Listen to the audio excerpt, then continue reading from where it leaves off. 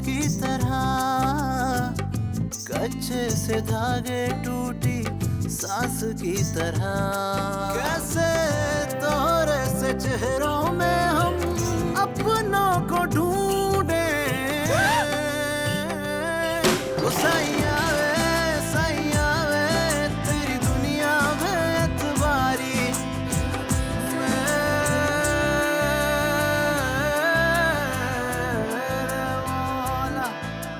वो सारे पैसे अरबाज को दे रही है? जी, और अरबाज ने उससे कहा है कि वो किसी कंपनी के साथ पार्टनरशिप कर रहा है, उसके बाद वो उस कंपनी को आपकी कंपनी के साथ मर्ज कर देगा। पहले तो मुझे इस बात की बिल्कुल फिक्र नहीं थी कि वो अपने पैसों के साथ क्या करेगी, लेकिन अब मुझे वाकई बहुत परेशानी हो रही है। क्योंकि मैं उनसे कहूंगा कि अम्मी को अपने भाई से मिलने मुल्क से बाहर जाना है। अभी रुखसती करते हो तो करो, वरना 4 महीने तक हमारे पास टाइम नहीं। हम वापस जाएंगे तो अब्बू गुस्सा करेंगे, तो बेहतर होगा कि हम लोग डिनर करके नहीं जाएं। तो तुम्हें मेरी कोई परवाह नहीं है, बस ताया अब्बू के गुस्से की परवाह है। सैया वे तेरी दुनिया में एतबारी।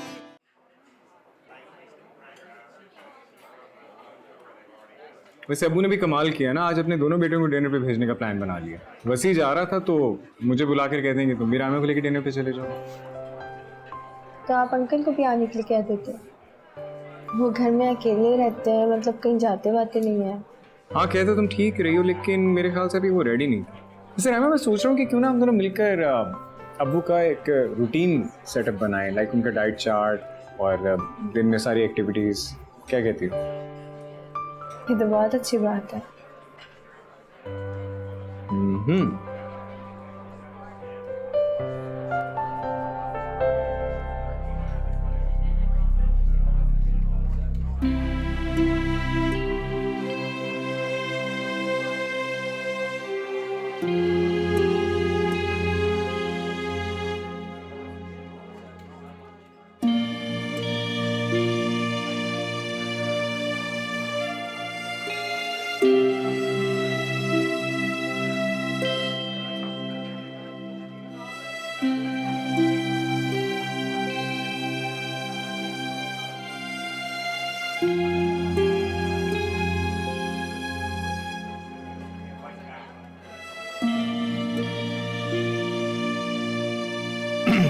राइमा क्या खाओगी? कुछ भी मंगवा। Excuse me.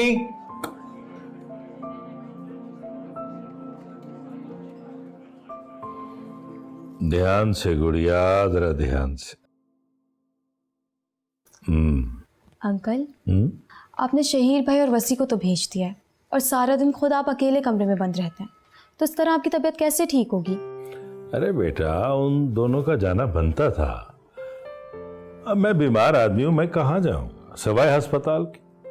पहली बात तो ये कि आप कमरे में रहना बंद करें, और हाँ, मैंने रायमा भाभी को बोल दिया है, वो आपकी देखभाल करने का काफी दिनों से सोच रही हैं, वो आपको बाहर लेकर जाया करेंगी। अरे नहीं नहीं, अभी से उसके ऊपर ये जिम्मेदारी मत डालो। देखो, तुम ये काम बहुत अच्छे तरीके से कर रहे हो, और जब तुम मसरूफ हो जाओगे ना, तो फिर रहमा से कहते। लेकिन मैं मसरूफ कहाँ होंगी? अरे बेटा, जब तुम्हारी शादी हो जाएगी तो तुम मसरूफ हो जाओगी, तो फिर रायमा ये जिम्मेदारी संभाल लेगी। अंकल आप भी ना बस। हाय, मैं आपको बाहर लेकर जाती हूँ। चलो बेटा चलो। ये लें चेक। बस आप कल ही अब रेडीमेड सूट्स बनवाएं और जाके उनके घर पे दें। अब हम तैयारी में जितनी जल्दी करेंगे तो उनको भी जल्दी करनी पड़ेगी। अब आप इतने गौर से चेक को क्या देख रही हैं? अब कम से कम इस मामले में आपको धोखा तो नहीं दूंगा। नहीं, मैं ये सोच रही हूँ कि तुम तो हर वक्त मुझसे पैसे मांगते रहती हो, अब अचानक से इतना बड़ा चेक तुमने कहाँ से दे दिया? हो, आप इस वक्त क्या बात सोच रही हैं? ये मौका ये सोचने का नहीं है कि पैसे कहां से आए। इस वक्त हमें ये सोचना है कि हमें तैयारी कितनी जल्दी करनी है। तैयारी तो मैं कर ही लूंगी, मगर मुझे लगता है कबीर कि मुझसे छुप के भी तुम कोई काम करती हो। आप मुझ पे शक कर रही हैं? ऐसी कोई बात नहीं है, ये पैसे मैंने पहले से जमा किए हुए थे। कुछ पैसे मैंने समिया से लिए थे और कुछ मारिया से। एक बात है बेटा, माँ को धोखा देगा ना तो फायदा तुम्हें भी नहीं होने वाला। अम्मी कौन सा धोखा, मैं आपसे कह रहा हूं ना, पैसे मैंने पहले से जमा किए हुए थे। आप बिला वजह मुझ पे शक कर रही। मुझे बताए बगैर तुम पैसे जमा करते रहे, ये भी तो धोखा ही है ना मेरा बच्चा। अच्छा यार मुझे माफ कर दें, अब आइंदा ऐसा नहीं करूंगा, ठीक है? अच्छा अब हमें कल सुबह चल के ना सारी खरीदारी कर लेनी चाहिए और शाम को सारा सामान उनके घर पे छोड़ देंगे ताकि कहीं मामला और ज्यादा ना लटके। और जैसे ही वो हमारे घर में आ गई फिर हमारा हिसाब किताब शुरू, और वो भी अलग अलग। ठीक।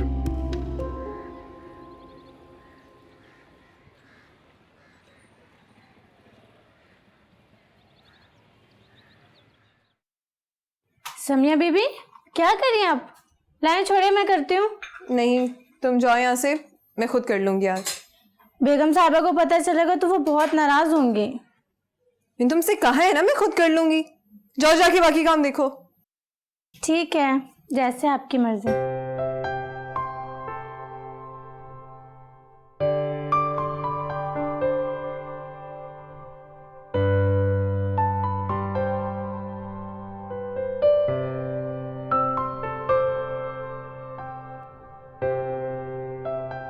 बस ही सुनो, नाश्ता कर लो, मैंने आज स्पेशल तुम्हारे लिए नाश्ता बनाया है।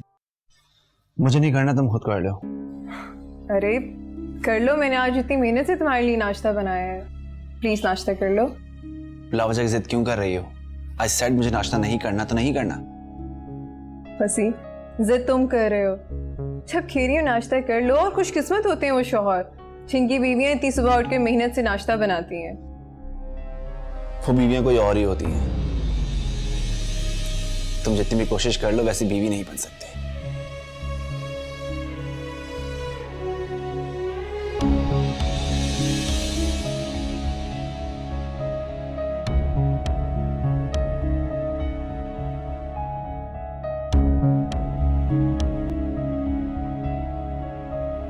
अल्लाह थक गई मैं तो बहुत, तौबा।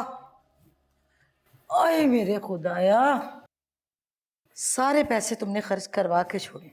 तुम्हें कहती रह गई कि इतने महंगे कपड़े मत दो सिलने के लिए, मत दो, मगर तुमको तो मेरी बात ही नहीं मानते।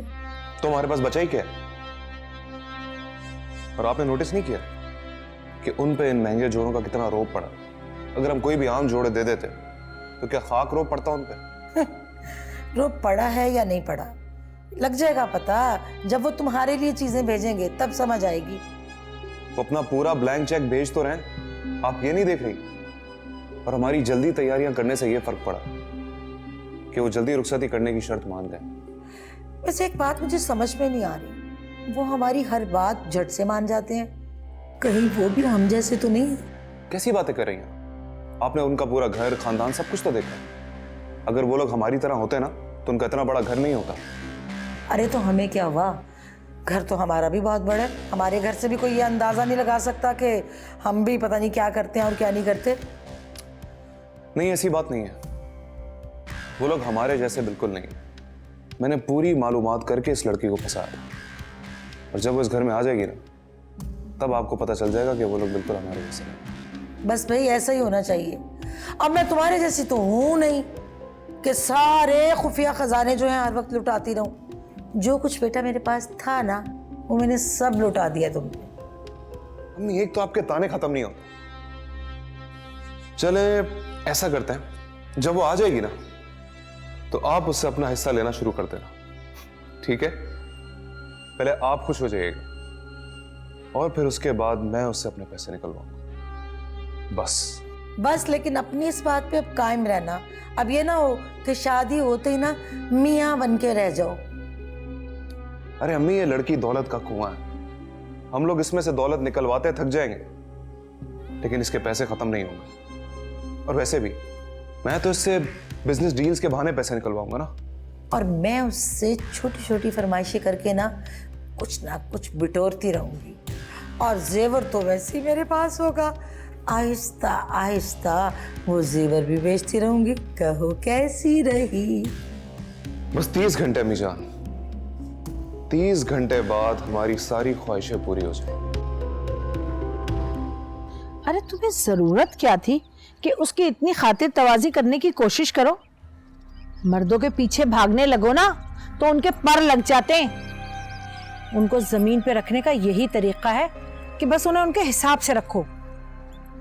मुझे तो ये बात समझ में नहीं आती कि कहाँ तुम उसका सजा सजाया कमरा छोड़कर मेरे पास चली आती थी, हैं? और कहाँ आप सुबह उठकर उसके लिए अपनी जान जला रही हो। वाह भाई वाह समिया। अम्मी मैं जो भी हूँ, जैसी भी हूँ, है तो वसी मेरा शौहर ना। वो मेरी इन सारी बातों के बाद भी मेरा इतना ख्याल रखता है, तो मैं उसके लिए इतना भी ना करूँ? हाँ तो करने का नतीजा देख लिया ना भुगतो। देखा तो मैंने और भी बहुत कुछ है। शायद इसी वजह से मुझे वसी की कदर आना शुरू हो गई है। क्या देखा तुमने? कल जब मैं और वसी बाहर खाने पर गए थे तो कबीर किसी लड़की के साथ बैठा हुआ था। और अम्मी वो इस तरह बैठा हुआ था हाथों में हाथ डालकर, जैसे शुरू से उसी से मोहब्बत करता आया हो। क्या कबीर ने शादी कर ली? पता नहीं, लेकिन इतना ज़रूर पता चल गया कि उसने वाकई मुझे छोड़ दिया है। ओहो, तो इसीलिए तुम्हारे अंदर की बीवी जाग गई। कल कबीर को देखने के बाद यहाँ आते हुए मेरे पाँव में मोच आ गई थी। और अम्मी उसके बाद जिस तरह मुझे वसी ने संभाला और घर तक लेकर आया, उसके बाद जाकर मुझे एहसास हुआ कि मैं किस शराब के पीछे भाग गई थी।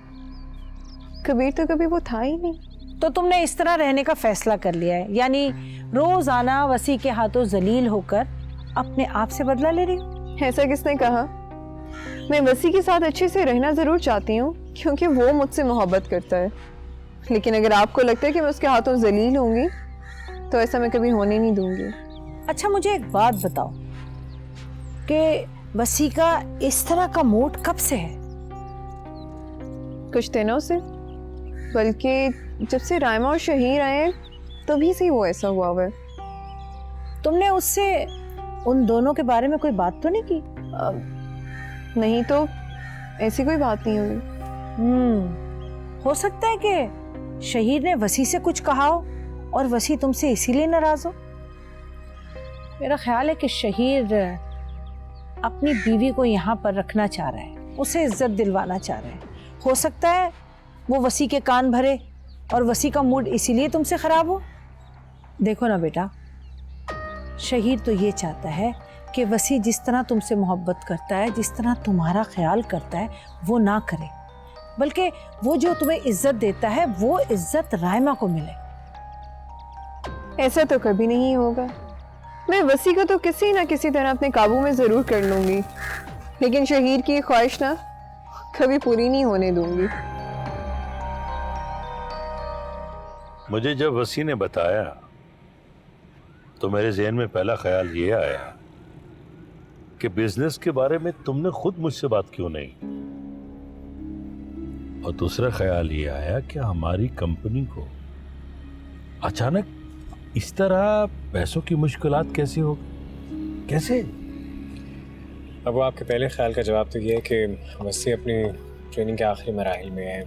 लोगों से मिलना, डील करना, ये सारे काम मैं उससे करवाता हूँ। और दूसरी बात ये कि वसी ने आपको जो कुछ बताया है सब कुछ डिटेल से वही बात है। हाँ मुझे बताया, इसने सब कुछ बताया, और मुझे बड़ी हैरत हो रही है कि हमारी कंपनी को कैश की मुश्किलात हैं। देखो शही, तुम ऐसा करो कि अकाउंट्स के मामले में मुझसे बैठ के सारा कुछ डिस्कस करो, और हमें पता लगना चाहिए कि आखिर मसला कहाँ पे है। वो आपको क्या लगता है कि मैं सही से काम नहीं कर रहा? और फिर आपने खुद ही मुझसे कहा था कि इन सारे मामलात को आप नहीं देखेंगे, बस मैं। ठीक है, मुझे तो कुछ समझ में नहीं आ रहा, मैं तो परेशान हो रहा हूँ। अब वो आप परेशान क्यों हो रहे हैं? मैंने कहा था ना, बस हम ये पैसे वापस कर देंगे, फिर सारे मसले हल हो जाएंगे। तो आप बिल्कुल टेंशन ना लें अबू। ठीक है, ऐसा करो कि मुझे फैक्ट्री ले चलो, मैं ज़रा खुद देखना चाहता हूँ कि क्या मामला है। अबू वो अभी तो हम हॉस्पिटल के लिए निकले हैं ना, अगर आप फैक्ट्री चले जाएंगे तो अपॉइंटमेंट मिस हो जाएगी। कोई बात नहीं, हॉस्पिटल के बाद हम फैक्ट्री चले गए बस। शहीद, तुमने अब्बू को वो नई जगह दिखाई जहाँ हम लोग न्यू प्लांट लगाने वाले हैं? नहीं तो भाई वहाँ पे लेके चलो ना पहले अब्बू को। अब्बू, हम लोग सोच रहे हैं कि एक न्यू प्लांट लगाएं, और फैक्ट्री की रेनोवेशन करवाएं, क्योंकि जैसे जैसे काम बढ़ रहा है फैक्ट्री फैक्ट्री जगह बहुत छोटी हो रही है और बहुत मसले पैदा हो रहे हैं। वैसे मुझे हैरत हो रही है कि मुझसे मशवरा किए बगैर, मुझसे पूछे बगैर तुम दोनों ने ये तय भी कर लिया। हाँ, अरे अब्बू ऐसी बात नहीं है, हम लोग पहले आपको दिखाना चाह रहे थे, अभी तो हमने खाली सोचा है इस बारे में, आपसे फाइनल करके फिर ही हम लोग डिसाइड करेंगे। तो शहीद, तुम एक काम करो ना, अस्पताल से सीधा न्यू साइट ले लेना, अब्बू को वो जगह दिखा देते हैं जहाँ लोग न्यू प्लांट लगाने सोच रहे हैं, फिर वहाँ से सीधा अब्बू घर छोड़ देंगे और अब्बू फैक्ट्री फिर कभी चले जाएंगे। ठीक है यार, जो तुम लोगों के दिल में आता है वो करो। चलो हॉस्पिटल चलो। जी अब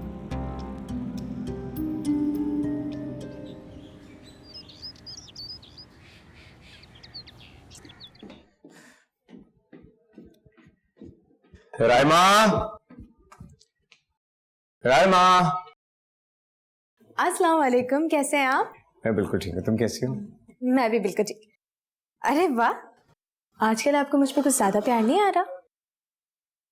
प्यार तो मुझे हमेशा ही तुम पे बहुत आता है, आजकल भी और शादी से पहले भी।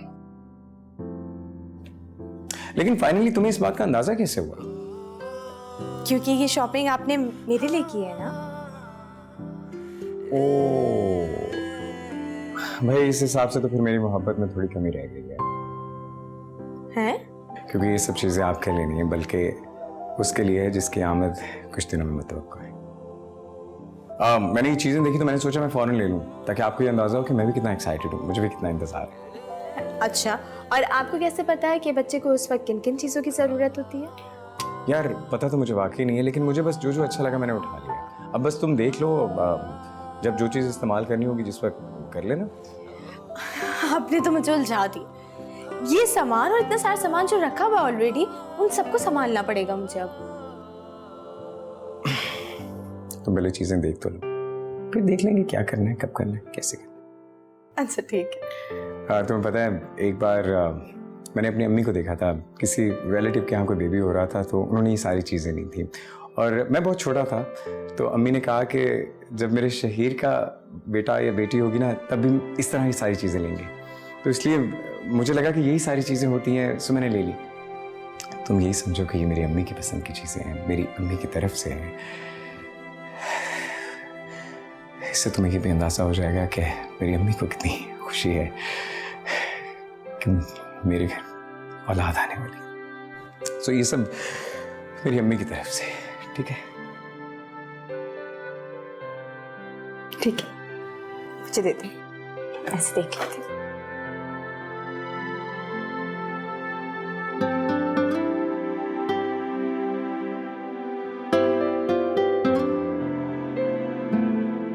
I miss you, अम्मी।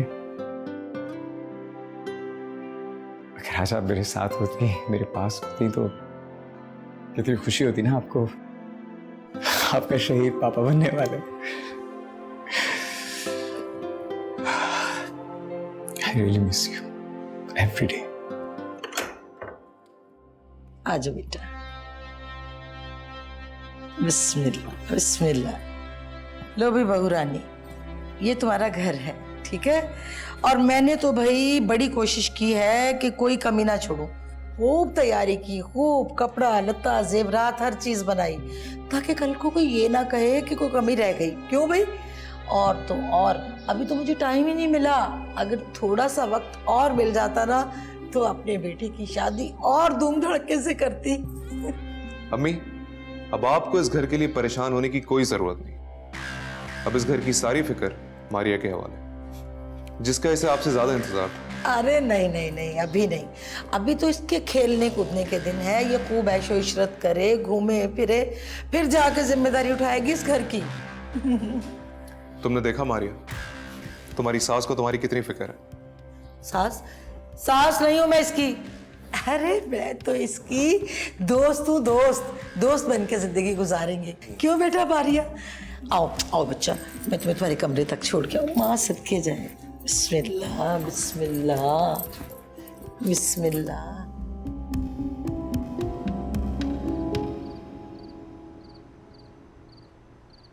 लेकिन ये कैसे मुमकिन है मारिया? तुमने तो कहा था कि तुम्हारे पापा ने इन सब के लिए मना कर दिया।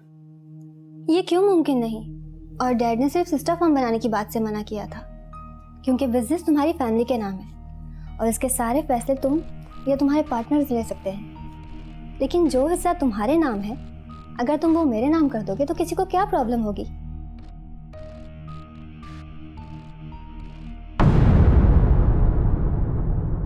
सैया वे तेरी दुनिया में एतबारी। तुम ऐसा क्यों नहीं करती कि तुम अपने तमाम जो सेट्स है ना वो कबीर को दे दो, वो बैंक में रखवा के वहां से कर्जा ले लेगा और उस कर्जे से उसका जितना भी कर्जा है वो उतर जाएगा। बेटा तुम खुल के बात करो, कहना क्या चाहते हो? तुम्हारे दिल में क्या है? क्या तुम चाहते हो कि अरबाज की शादी कुड़ियों से ना हो?